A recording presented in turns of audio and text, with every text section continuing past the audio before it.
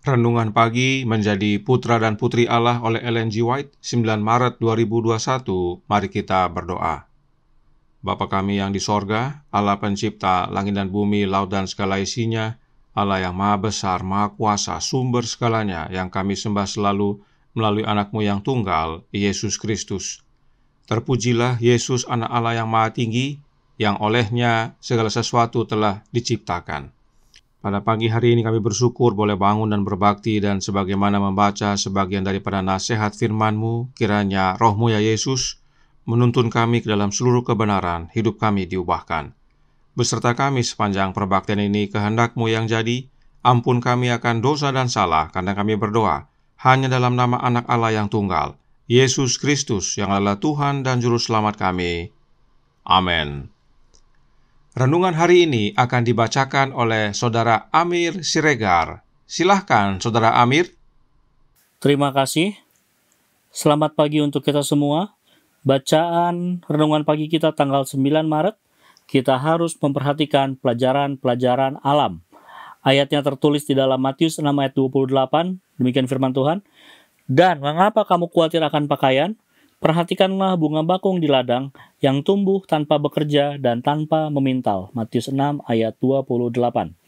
Ilmu tentang alam ialah gudang Allah yang darinya setiap murid di sekolah Kristus boleh mengambil pelajaran. Cara-cara Allah di dalam filsafat alam dan segala rahasia sehubungan dengan tindakannya terhadap manusia merupakan perbendaharaan yang darinya semua orang boleh ambil.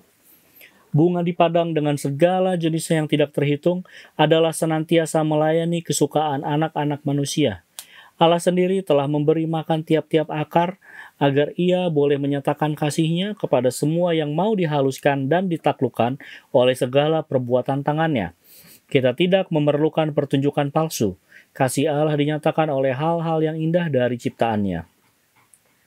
Kristus berusaha menarik perhatian murid-muridnya jauh dari tiruan kepada yang asli atau alami.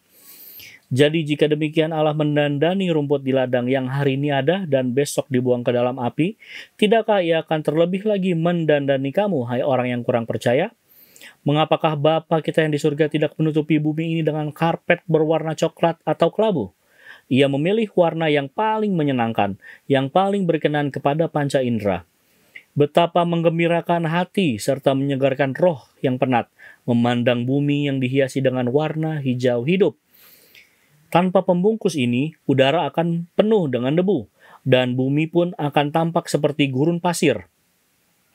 Tiap-tiap pucuk rumput, tiap-tiap kuntum yang terbuka, dan bunga yang mekar adalah tanda kasih Allah dan harus mengajar kita suatu pelajaran iman dan percaya padanya.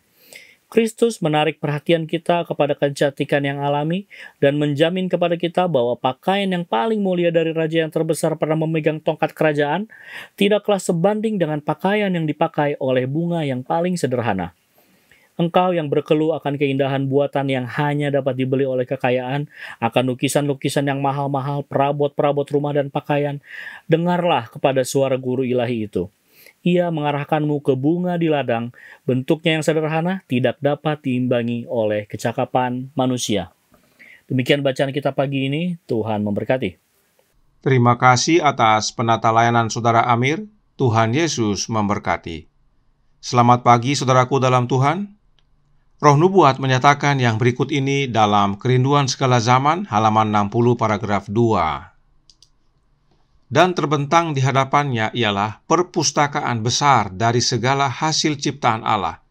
Ia yang telah menciptakan segala sesuatu itu mempelajari pelajaran-pelajaran yang telah ditulis oleh tangannya sendiri di bumi, laut, dan langit.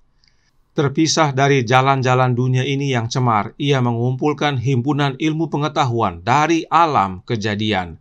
Ia mempelajari hidup tumbuh-tumbuhan, binatang, dan hidup manusia. Yesus yang adalah pencipta alam semesta saat menjadi manusia dan hidup di dunia ini belajar dari alam. Ibunya adalah gurunya yang pertama, namun ada bagian di mana Yesus belajar dari alam yang Dia ciptakan. Dan nantinya Yesus menggunakan alam sebagai bahan-bahan perumpamaannya.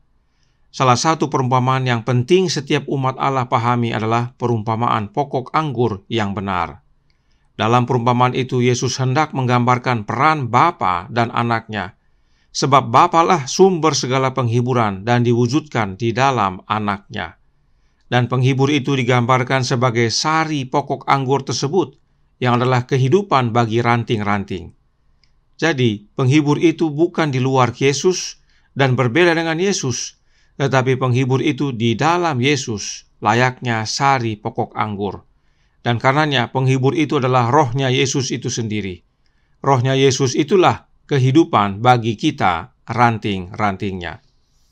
Kemudian ada Yohanes Pembaptis dalam manuskrip 28 tahun 1895 paragraf 12 yang berkata, Yesus Kristus juru selamat dunia tidak menghadiri sekolah para rabi, begitu pula Yohanes Pembaptis.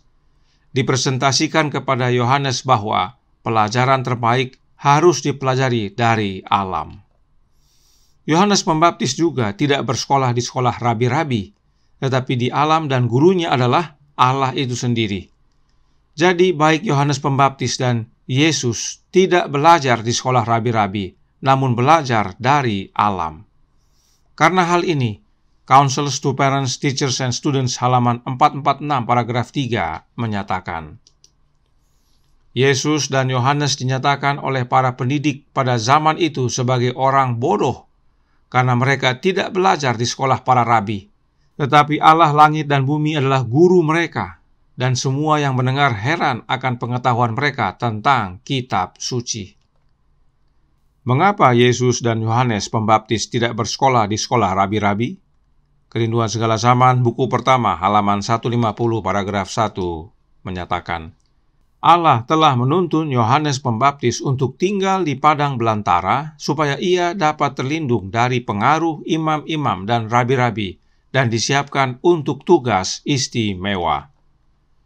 Suatu hal yang menarik, untuk menjalankan tugas istimewa yang Allah telah berikan kepada Yohanes, Allah tidak menuntun Yohanes ke sekolah teologi di zaman itu, tetapi ke padang belantara di alam. Demikian juga dengan Yesus. Renungan hari ini sudah memberikan beberapa pelajaran penting dari alam, khususnya tentang kasih Allah. Namun ada pelajaran indah yang penting kita pahami dari alam. Pelajaran tersebut White beri judul Kematian Diri. Berikut ringkasannya yang terdapat dalam Science of the Times Juli tanggal 1 tahun 1897 paragraf 11. Benih yang terkubur di dalam tanah menghasilkan buah, dan selanjutnya benih buah ini yang ditanam. Dengan demikian panen pun berlipat ganda. Jadi, kematian Kristus di kayu salib Kalvari akan menghasilkan buah untuk hidup yang kekal. Perenungan dari pengorbanan ini akan menjadi kemuliaan bagi mereka yang sebagai buahnya akan hidup sepanjang zaman yang kekal. Inilah yang Yesus maksudkan dalam Yohanes 12 ayat 24, di mana Yesus berkata, sesungguhnya jikalau biji gandum tidak jatuh ke dalam tanah dan mati, ia tetap satu biji saja. Tetapi jika ia mati, ia akan menghasilkan banyak buah. Jika benih tidak ditanam, maka benih itu tetap benih mati dan tidak dapat berlipat ganda. Tetapi saat benih itu ditanam, meski hanya satu, namun akan menghasilkan banyak buah. Dan buah-buah tersebut akan menghasilkan benih yang bila ditanam kembali akan menghasilkan panen yang berikutnya, sehingga panen berlipat ganda. Hal ini memang berhubungan dengan Yesus Kristus, di mana kematiannya akan menghasilkan banyak buah. Namun tidak hanya itu, masih dalam artikel yang sama, Nyonya White melanjutkan dengan mengutip Yohanes 12 ayat 26 dan 25 yang berbunyi, barang siapa mencintai nyawanya, ia akan kehilangan nyawanya. Tetapi barang siapa tidak mencintai nyawanya di dunia ini, ia akan memeliharanya untuk hidup yang kekal. Barang siapa melayani aku, ia harus mengikut aku, dan di mana aku berada, di situ pun pelayanku akan berada. Barang siapa melayani aku, ia akan dihormati Bapa. Mengenai ayat ini, Nyonya White menjelaskan, kita baca dalam paragraf 13, inilah satu-satunya kehormatan yang harus kita cari, dan kita hendaknya mencarinya dengan tekad dan kesungguhan yang sebanding dengan nilai harta yang kita miliki dalam pemandangan, yaitu kehidupan kekal dalam kerajaan Allah. Kristus menuntut pengudusan penuh manusia untuk diri sendiri. Ini adalah kondisi di mana manusia diagungkan. Saat dia, yaitu manusia, menyerahkan pikirannya, tubuhnya, jiwanya kepada Allah, maka dia akan dihormati. Penolakan diri adalah hukum pemeliharaan diri yang agung, dan pemeliharaan diri adalah hukum penghancuran diri. Satu benih mati tersebut adalah diri kita juga. Jika kita mau menyerahkan diri kita, pikiran kita, tubuh kita, jiwa kita kepada Allah, maka Allah menghormati kita. Nah, siapakah Allah yang dimaksudkan? Allah Bapa. Lihat kembali Yohanes 12 ayat 25 dan 26. Sebab saat kita menyerahkan diri kita kepada Bapa, maka diri kita mati. Dan siapa yang hidup? Yesus Kristus. Dan bila mana Yesus hidup dalam diri kita, maka kita berbuah banyak. Kita tidak mencintai nyawa kita. Kita rela mati bagi diri, layaknya benih yang mati. Dan saat diserahkan kepada Bapa, kita menerima hidup dari anaknya, dan akhirnya kita bertumbuh dan berbuah. Tetapi, masih dalam artikel yang sama, Science of the Times, Juli 1, tahun 1897, paragraf 14, Nyonya White menuliskan, "Dia yang hidup untuk diri sendiri dan mengabdikan hidupnya untuk melayani diri sendiri akan kehilangan nyawanya. Dia mungkin mengumpulkan banyak, tapi dia memberi sedikit. Semuanya seperti biji-bijian yang dimakan. Mereka yang berpikir dan merencanakan untuk diri sendiri, yang menginginkan segalanya untuk melayani ide-ide mereka, akan memajukan kepentingan mereka, mengejar suatu hal, penyembahan berhala yang mementingkan diri sendiri." Inilah pelajaran penting dari alam bagi kita. Saat kita tidak mementingkan diri dan menyerahkan diri kepada Allah, mati bagi diri, dan menerima hidup Yesus, kita bertumbuh dan berbuah. Namun saat kita hidup untuk diri sendiri, kita mengabdikan hidup kita untuk melayani diri kita sendiri, maka itu adalah sama dengan mengejar hal penyembahan berhala, yaitu mementingkan diri. Dan kita sudah pelajari, mementingkan diri adalah akar dosa. Karenanya saat kita melihat orang menanam benih, atau saat kita sendiri menanam benih, ingat benih itu adalah diri kita juga.